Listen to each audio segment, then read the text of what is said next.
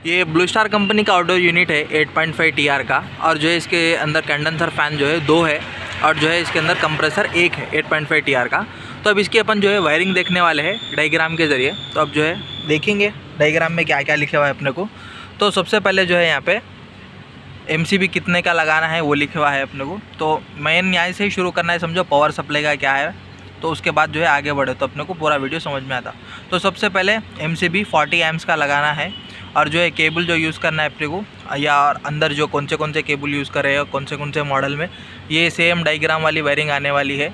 और वायरिंग के अंदर जो अपने को चीज़ें हैं, डायग्राम पढ़ने आए बोले तो बहुत मज़ा आ जाता समझो वायरिंग करने वगैरह में।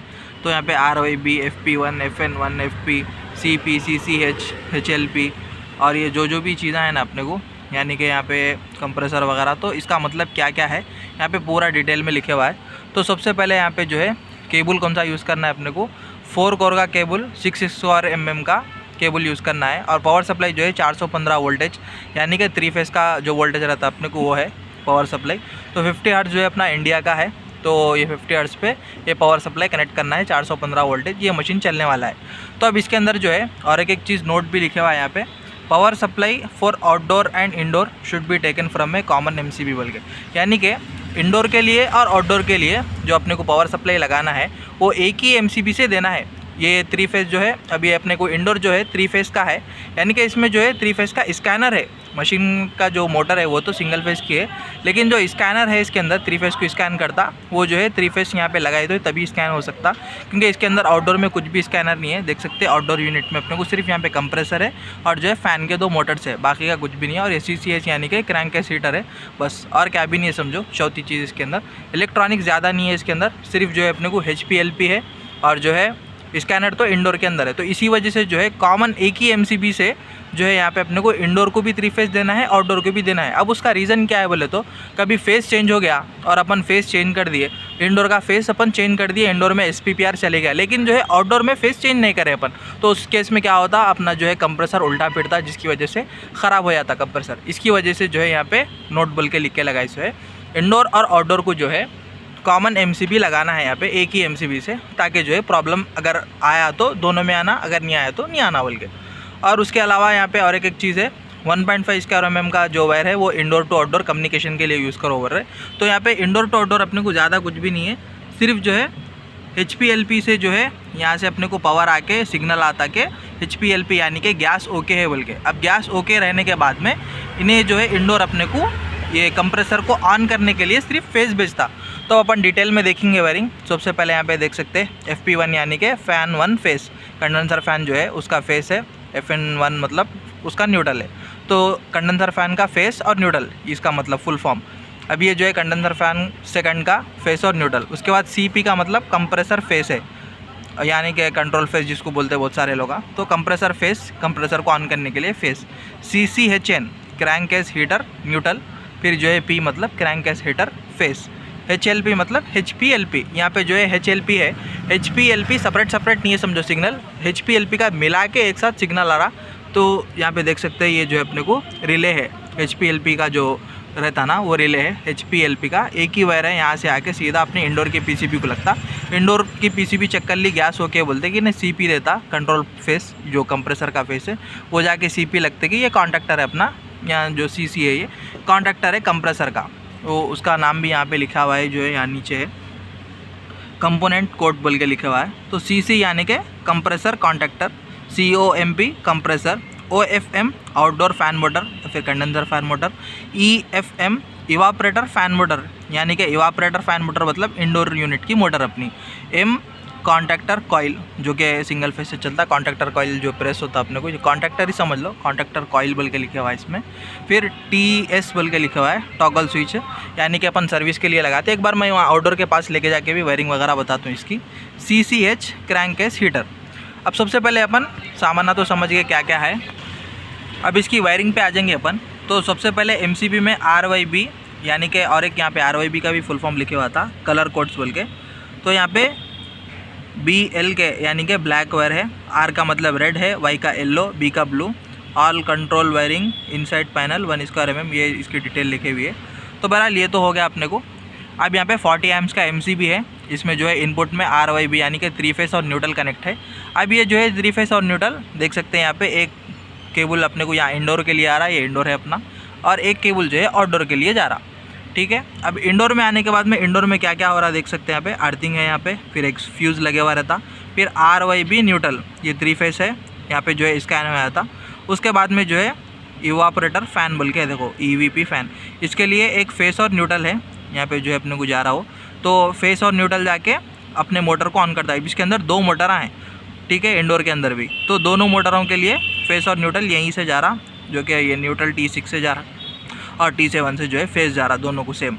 उसके बाजू में लिखे हुआ है कंप्रेसर 1, अब इसमें सिंगल कंप्रेसर है इसलिए कंप्रेसर 1 के लिए एक CP है और HPLP का जो है स्कैनर है इसके अंदर, और साथ में रूम सेंसर है जो कि कूलिंग डिटेक्ट करने के लिए, फिर उसका जो लेंथ है वो लिखा हुआ है, फिर ये टच पैड यानी कि रिमोट है अपने को।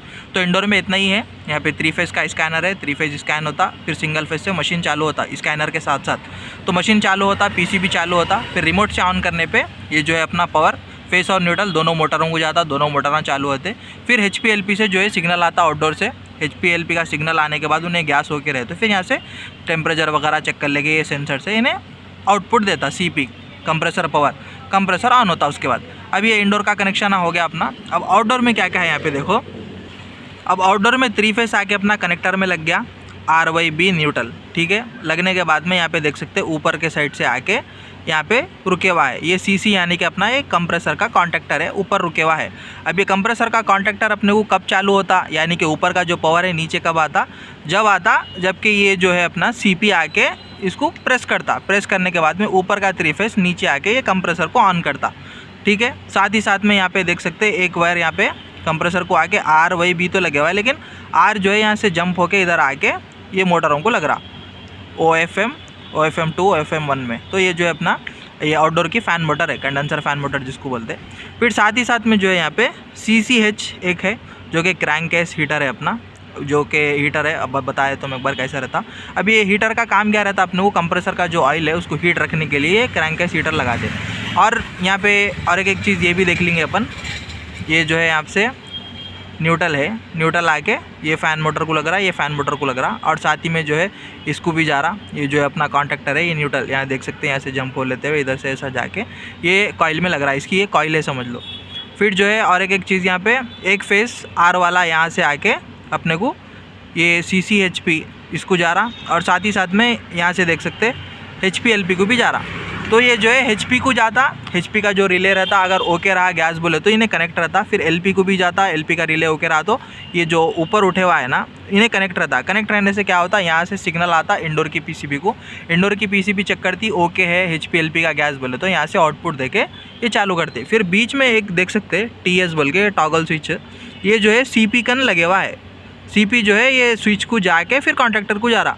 अगर अपन सर्विस वगैरह करने के लिए आए तो ये स्विच बंद कर दिए तो अब जो है मसला यहाँ पे पावर तो रहता, लेकिन जो है CP को रोक देने की वजह से आउटडोर बंद हो जाता। तो उस सूरत में अपन जो है सर्विस वगैरह कर लेके फिर ये स्विच ऑन कर दे सकते, अंदर जाके इंडोर कन से बंद करने की ज़रूरत नहीं पड़ती। बहरहाल इतना ही है, एक बार आउटडोर के पास लेके जाता हूँ, वो भी बता देता हूँ मसला। अभी आउटडोर ऑन है अपने को, तो इसकी वायरिंग देख रहे हैं ना अपन, तो ये टॉगल स्विच है, इसको बंद कर देता हूँ। इसको ऑफ़ करते कि जो है यहाँ पे CP अपना डिस्कनेक्ट हो गया, कॉन्ट्रैक्टर को जो है इन्हें डिस्कनेक्ट कर दिया पावर जो कि आ रहा था। तो अब देख लेंगे अपन इसके अंदर क्या क्या है मसला। तो अपना MCB जो था, MCB से 3 फेस यहाँ पे आके लग गया RYB, तो यहाँ पे फेस चेंज हुआ तो जो है RBY करे इसको, तो RBY है, फिर यहाँ पे न्यूट्रल है, तो ये 3 फेस है। 3 फेस जो है यहाँ से आके ये कॉन्ट्रैक्टर के ऊपर के साइड में लगता, ठीक है। कॉन्ट्रैक्टर के ऊपर लगने के बाद में ये रुके हुआ रहता, क्योंकि अपने को कंप्रेसर जो है जब चाहे अपन जब भी ऑन करना बोल के है, क्यों अगर डायरेक्ट लगा दिए तो कंप्रेसर इमीडिएटली चालू हो जाता। तो कॉन्ट्रैक्टर को लगाने का मकसद ये है कि इसका लोड जो है इन्हें संभालना, और साथ ही साथ में जो है इसको अपन जब चाहे जब ऑन करना, यानी कि इंडोर का PCB। तो अब इंडोर का PCB जब चाहा ये कॉन्ट्रैक्टर के कॉइल को जो है, कॉइल जो रहती इसके अंदर ही लगी हुई रहती, वो कॉइल को प्रेस करके ये जो है इसको इन्हें पीछे खींचता, पीछे खींचते कि जो है फेस और न्यूट्रल मिलके ऑन होता। खैर ये हो गया, और जो है इसके फ़ैन मोटरों को जो है डायरेक्ट इंडोर की CP से ही कनेक्शन दिख रहा। बहरहाल अब जो है अपन ये देख लेंगे, ये तो हो गया 3 फेस ऊपर आ गया, फिर 3 फेस नीचे जाके कंप्रेसर को लग रहा। तो इसका हीटर जो है ये है इसका क्रैंक केस हीटर जो बोलते हैं, तो इसके ऑयल को गर्म करने के लिए ये हीटर का काम है समझो। तो इसको जो फेस न्यूट्रल है अपने को यहाँ पे उसका कनेक्शन, तो ये तो हो गया अपना 3 फेस मेन, फेस और न्यूट्रल। अब यहाँ पे देख सकते हैं FP1 FP2 ये जो है कंडेंसर फ़ैन का जो है फेस और दोनों फ़ैनों के फेस न्यूट्रल है। फिर उसके बाद में CP है यानी कि कंट्रोल फेस या कंप्रेसर फेस जो है अपने को इंडोर से आता। फिर उसके बाद CHP जो है अपने को ये क्रैंकेस हीटर का ये कनेक्शन है। फिर HLP है, ये जो है अपना यहाँ से सिग्नल जाता इंडोर की PCB को। इंडोर की PCB को सिग्नल जाने के बाद में इंडोर की PCB चेक करके फिर जो है इसको जो CP वगैरह है वो आता। तो इतना ही वायरिंग रहता समझो। इंडोर की PCB में अपने को ज़्यादा वायरिंग नहीं है, उसमें भी सेम 3 फेस रहता। 3 फेस से जो है स्कैन होता और साथ में जो है सिंगल फेस से फेस और न्यूट्रल से इंडोर की PCB ऑन होती।